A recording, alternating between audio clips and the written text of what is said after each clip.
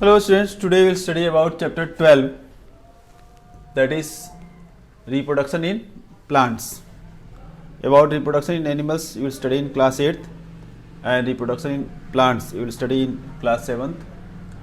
The name of the chapter is reproduction in plants. So first of all, what is reproduction? Reproduction is a process of producing new young ones by the living organisms of their own kind. That is the process of reproduction. In this process, living beings produce new young ones of their own kind. Now, why reproduction is important? So, reproduction is important, that is because all the living organisms have a particular a definite lifespan. After completing their lifespan, they have to die, and after their death, they should produce new young ones so that the life can continue on the earth. Means every living organisms, every species of the organisms produce young ones of their own kind, so that that species may continue generation after generation, and life may continue on the earth generation after generation. So that's why producing new young ones by the living organisms is necessary, and the nature has given capability to every living organism so that they can produce new young ones of their own kind, and life can continue on the earth generation after generation. So that's why reproduction is important. Reproduction is of two types, as I have mentioned here. Reproduction is of two types, that is asexual reproduction and sexual reproduction. In asexual reproduction, in plants, whatever new plants are grown without the use of seed, means without the involvement of reproductive part. Reproductive part in plant is, that is flower, and flower from flower fruit is formed, in the fruit seeds are formed. So that is the process of whatever food, whatever new plant are grown by the use of seed, that is the sexual reproduction. And in asexual reproduction, there is no involvement of male and female cells. In sexual reproduction, involvement of male and female cell is there. So in asexual reproduction, there is no involvement of male and female cells, and without involving male and female cells, if the new plants are grown, that is asexual reproduction. Asexual reproduction is of various types like fission, budding, spore formation, fragmentation and regeneration, vegetative reproduction या vegetative propagation. So these are the various types of asexual reproduction. One by one we will discuss. And fission, first one is fission. Fission या cell fission या binary fission. So it take place in lower organisms, in unicellular organisms, in bacteria, in if we talk about animals, in protozoans like amoeba, paramecium, euglena.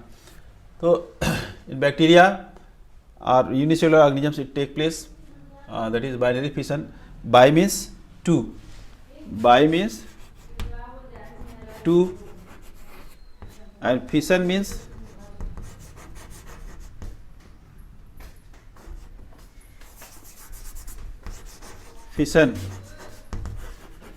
to split.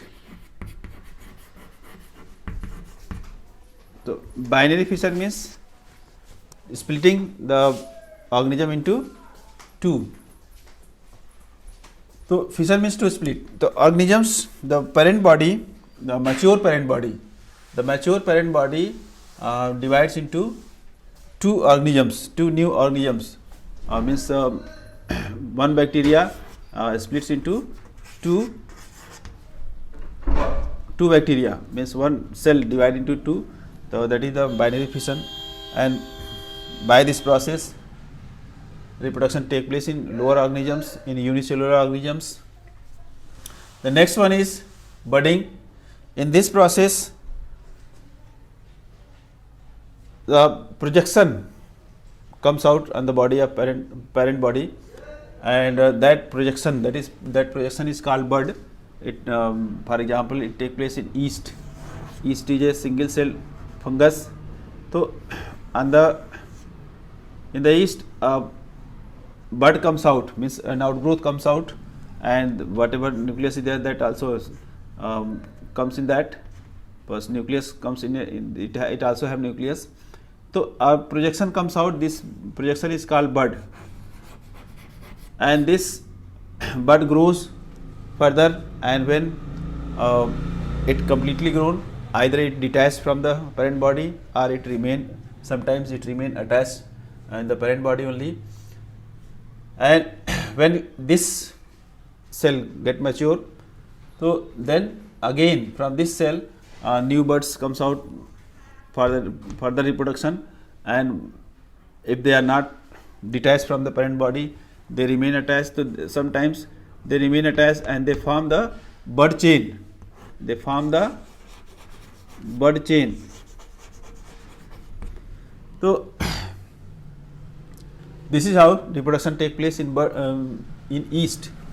The example is yeast. In yeast, reproduction take place by the process of budding. In that process, a projection comes out from the parent body, and that projection grows, and that when completely grown, either that separates from the body or sometimes it remain attached into the parent body, and when that get mature, from that again as further reproduction take place by the formation of new bud. In animals also, an example is hydra. In hydra, that you will study in class 8, next class it is there. So in hydra, it is an aquatic animal, small animal that is, although that is multicellular. So a projection comes out from the parent body in hydra also, and that grows, and after its growth, that separates from the parent body and that survive as a new organism. So like this reproduction take place in hydra. Next asexual reproduction process is, that is spore formation. By this process reproduction take place in fungi, fern and mosses. In fungi, if you will see the bread mold in a microscope, the plant body will look like thread-like structures, and some of the thread-like structures rise upward and form a knob-like structure that is called sporangium. In these sporangium, very small structures are formed. They are called spores. Spores are the unicellular asexual reproductive bodies which can grow into new organism when they get favorable condition. So that spores are formed inside the sporangium, and when sporangium get mature, that ruptures and spores comes out. These spores are so small, so light, that they suspend into the air, and they are found everywhere. Wherever we keep any eatables, organic materials, that may be our leather shoes, when it becomes wet in the rainy season, and if we keep it for a week, then after a white layer is formed on that. So that is the growth of the fungus, and fungus is growing there, it means spores are there. So wherever air is there, there spores of fungus may be there. That's why wherever you keep tables or any organic materials, so that get spoiled. If it is moist and proper temperature is there, then that get spoiled. Fungus, these spores need favorable condition, and that favorable condition is there should be proper heat and organic material and moisture. If any of these will not be present, then they will not grow. When you keep your food items in your refrigerator, there your food item do not get spoiled because of the growth of the fungus. That is because their moisture is there, organic material is there, but temperature is not there, means temperature is low, so they do not grow on that food items. Farmers keep their grains after harvesting. Farmers keep their grains after drying it properly in the sun, and that food grains do not have moisture, so they are kept safely and they are not get spoiled by the fungus. That is because lack of moisture. Although temperature is there, organic material is there, but moisture is not there. That's why the food grains are not spoiled by the fungus. And sometimes if it is not dried properly, then that gets spoiled by the fungus because of the growth of the fungus. So for their growth, temperature should also be there, moisture should also be there, and organic material should also be there. After that, the next asexual reproduction is fragmentation and regeneration. Fragmentation, fragment means pieces. In some organisms like Spirogyra, the plant body is something like this, means ribbon-like. So its body is made up of ribbon-like structure. So sometimes if the plant body breaks into pieces, so every piece develop into new Spirogyra, means new algae. This is an alga. Spirogyra is an alga. So when it breaks, that every fragments means every piece regenerate into new alga. So this is the process of reproduction of fragmentation and regeneration. Every living organism has regeneration capability up to a different level, as human beings also have regeneration capability. When we cut our nails, when we cut our hairs, so that get regenerate, but if finger will cut, that will not regenerate. Lizards have regeneration capability, that if their tail will break, then their tail grow again, that regenerate again, but if their head will cut, that will not regenerate again. But some of the organisms, like an organism that is called Planaria, if it is break into 3 small pieces, so every piece will develop into new organism. Whatever head is there, that will, in that part tail will develop, and whatever part have only middle part, in upper portion head will develop, and lower portion tail will develop, and whatever part have only tail, in that part head will develop. So from these 3 fragments, 3 organisms will be formed. Regeneration capability in other organisms are also there, like in starfish. In starfish also, if the body of starfish cuts into, breaks into more than 2 pieces, so every piece develop into new starfish. So this is the process of fragmentation and regeneration and this is the process of asexual reproduction. The other one is vegetative reproduction. In plants, whatever plant parts are there, they can be categorized into 2 categories, reproductive parts and vegetative parts.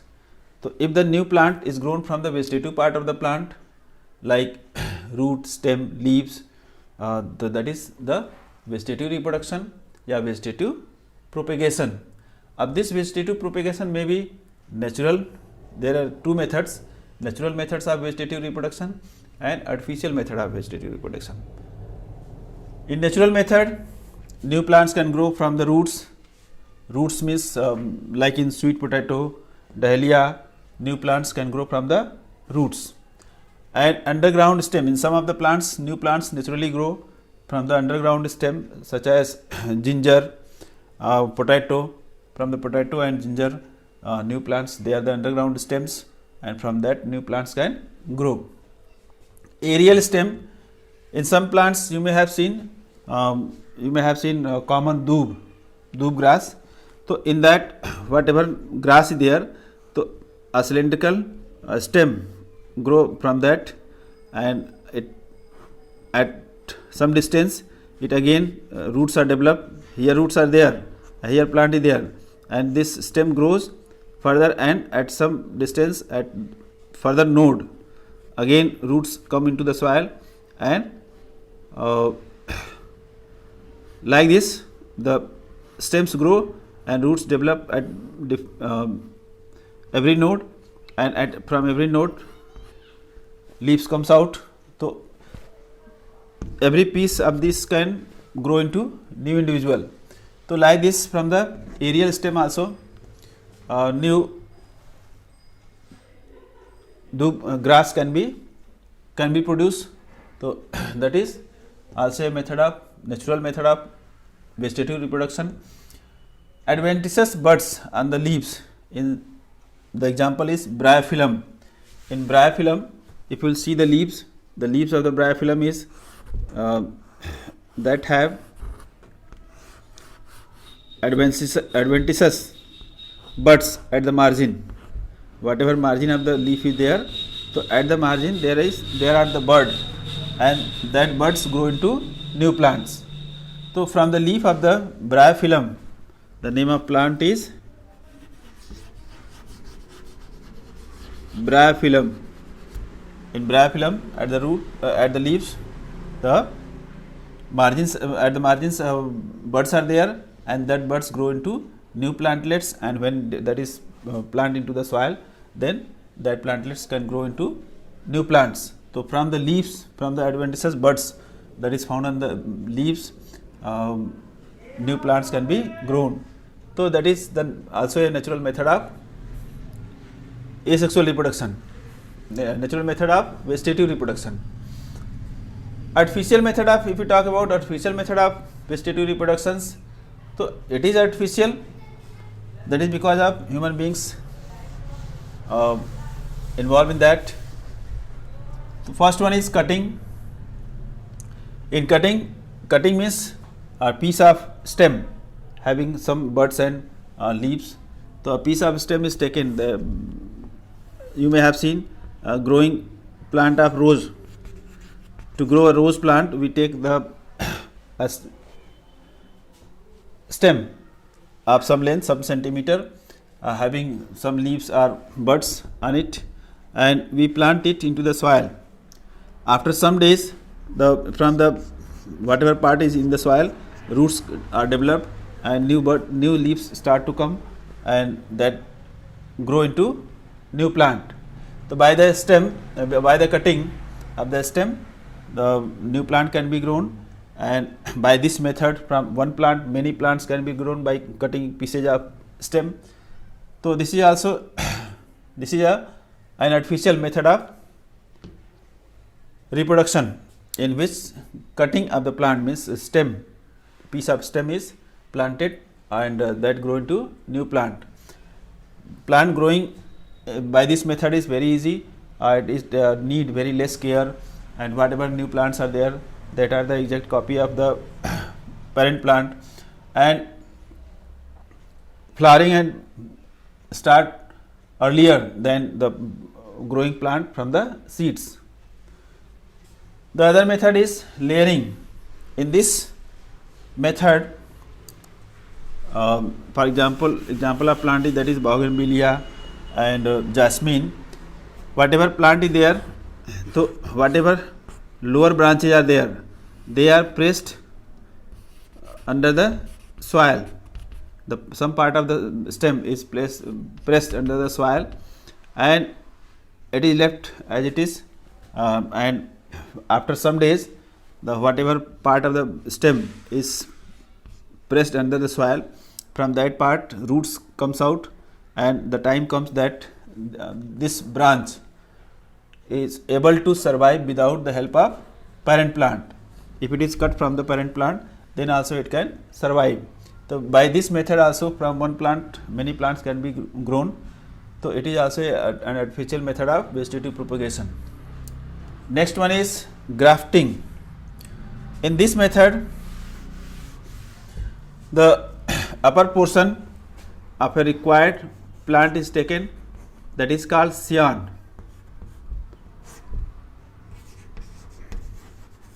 and lower portion which is attached to the ground, that is taken up other plant of the same kind, and these both are cut in the geometrical shape so that they can fit into with each other, and they are fitted in each other and tied, keeping it moist, and it is left for some days in the tired farm, and it is water time to time is to keep this portion moist, and after some days and some these two join together and form a single plant.